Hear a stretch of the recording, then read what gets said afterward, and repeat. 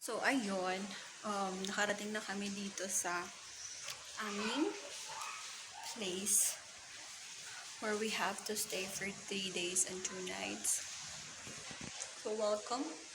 Tutur ko kayo na bit. So, first, yan. Pagpasok mo pala dito sa pinto. Wait, I should lock this.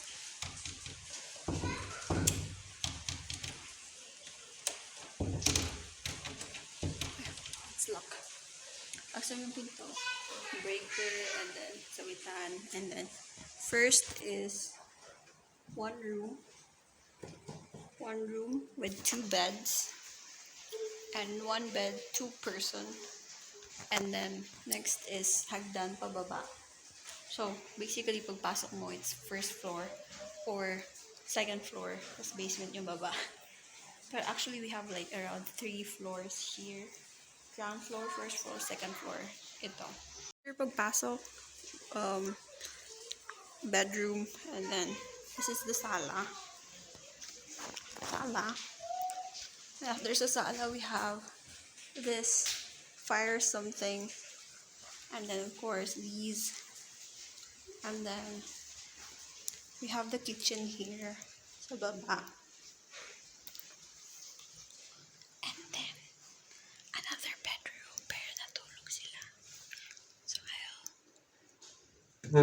Ay, bawal may gusto.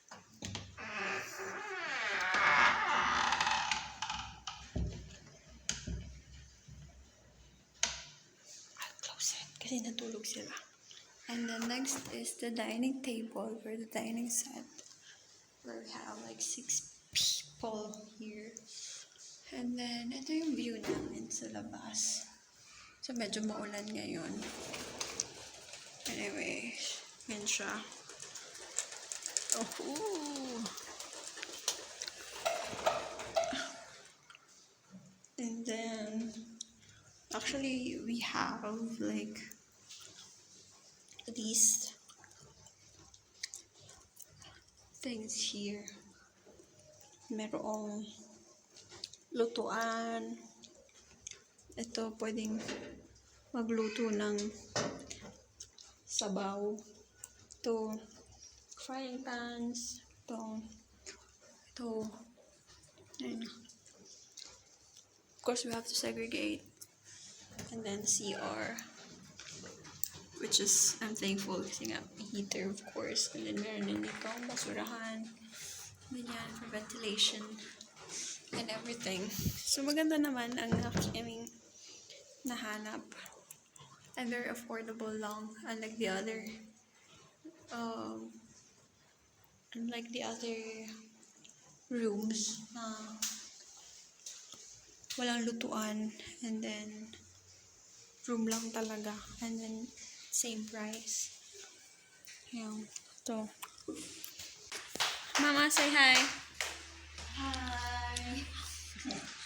Hi lang talaga sinabi niya. Okay.